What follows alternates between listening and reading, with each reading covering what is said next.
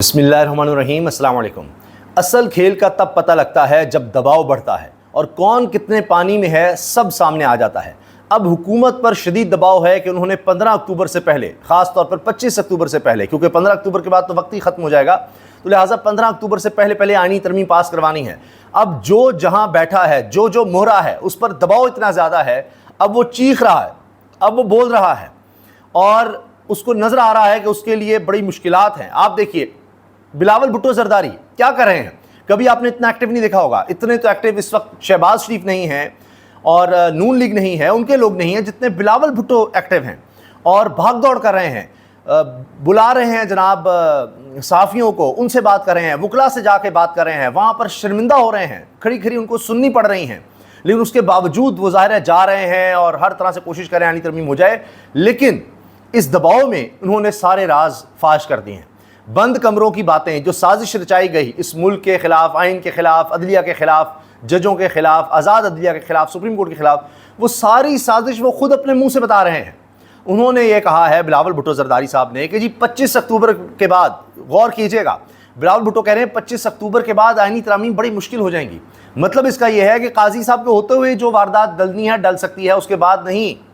मतीउल्लाह जान साहब सीनियर सहाफ़ी हैं और ये काजी फ़ाइज़ ईसा साहब के बड़े हामी होते थे, लेकिन ये इतने डिसअपॉइंटेड हैं। अब उन्होंने साक़िब बशीर साहब से बात करते कहा है कि काजी फ़ाइज़ ईसा एक मोहरा हैं और ये एक ट्रॉलर की तरह हैं। जिस तरह इस्लामाबाद के रास्ते में कलर का हार आता है, तो वहाँ पर वो इतनी ज़्यादा ऊंचाई और उसके बाद नीचे ढलान है कि वहाँ ब्रेक्स फेल हो जाने का ख़तरा होता है। तो कहते हैं वो एक ट्रॉलर हैं कि जिसकी ब्रेक फेल हो चुकी है और अब वो ऊपर चढ़ना चाह रहे हैं अपने आप को बचाने के लिए और वो एक्सटेंशन लेना चाह रहे हैं। वो असल में ये जो केस सुन रहे हैं, तमाम कानून की धज्जियाँ उड़ाते हुए, किसी को नोटिस भी नहीं कर रहे, किसी को बात नहीं करने दे रहे, इतनी तेज़ी में केस चला रहे हैं। फ़ौरन कमेटी बनाई, फ़ौरन केस लगाया जल्दी से जनाब, और बहुत तेज़ी से आगे बढ़ रहे हैं क्योंकि इससे उनकी अपॉइंटमेंट जुड़ी हुई है। मतीउल्लाह जान के अल्फाज हैं कि वो अपनी अपॉइंटमेंट में दस्तखत करना चाह रहे हैं, खुद लगा दो मुझे।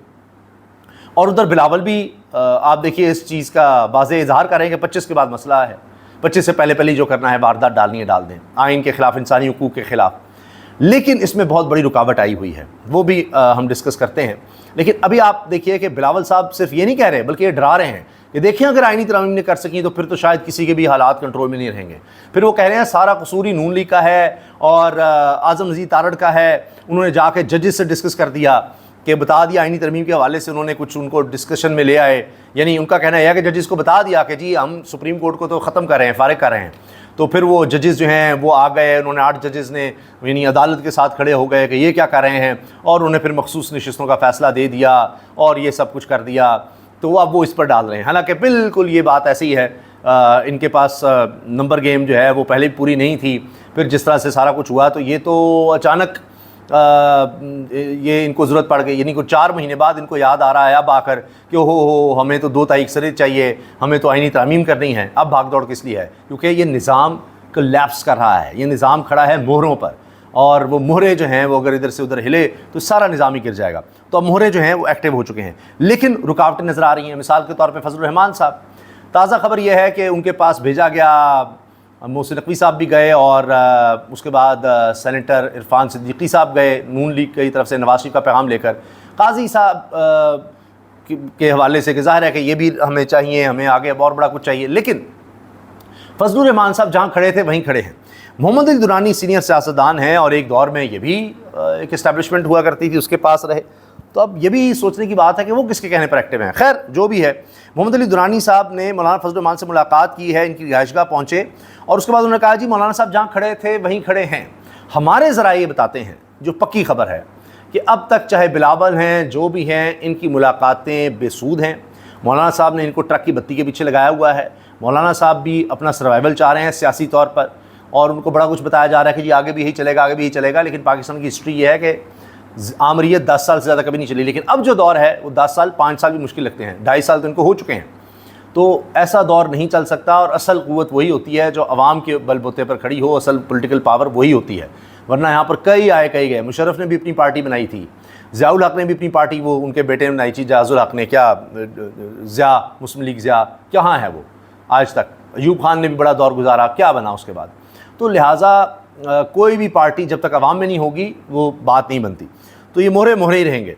अच्छा, दूसरी तरफ देखिए, ये वाज़ेह ऐलान हो गया है कि 4 तारीख को डी चौक पर हमारा पुरअमन एहतजाज है। आप सब ने वहाँ पहुँचना है, जितना टाइम या जितनी रुकावटें डालें, जितना मर्जी तशद्दुद करें। अब फिर से इस्लामाबाद में दोबारा कंटेनर्स लग गए हैं। अभी परसों है एहतजाज, तो अभी से कंटेनर लग गए हैं और इस्लामाबाद पुलिस को ये अहकामात मिल गए हैं कि जो है तहरीक इंसाफ का किसी भी तरह से कुछ भी है, सारों को पकड़ लो। चादर चार दीवारी का तकद्दुस पामाल करो, घरों में घुसो, औरतों और बच्चों को खौफजदा करो, हिरासा करो, कोई नहीं पूछेगा, कोई पूछने वाला नहीं है। और आप जाएं और उनको उठाएं और गायब करें, लापता करें, जिस तरह भी है इन लोगों को उठाएं। अब हुकूमत हर सूरत चाहती है कि एहतजाज को हम ख़त्म करें, लेकिन एहतजाज बढ़ता जा रहा है, बढ़ता जा रहा है, फैलता जा रहा है। ये अकल के होश के नाखून लेते, जलसा होने देते तो शायद हालात बेहतर रहते। लेकिन बहरहाल अली ज़फ़र साहब ने कहा है, जो इमरान खान साहब के वकील हैं, वो कहते हैं जी मुझे आर्टिकल 63 की मज़ीद कार्रवाई का हिस्सा ना बनने की हिदायत भी दे सकते हैं इमरान खान साहब, और उसके बाद हो सकता है कि मैं हिस्सा ही ना बनूँ। तो ये भी एक बात होगी। अच्छा, लाहौर में बड़ा दिलचस्प काम हुआ है। मीनार पाकिस्तान पर कहा गया है 5 अक्टूबर को जलसे का, तो सारी पुलिस मसरूफ़ रही। फैसलाबाद, बहावलपुर, मियांवाली, वहाँ पर लोगों पर तशद्दुद में मसरूफ़ रही।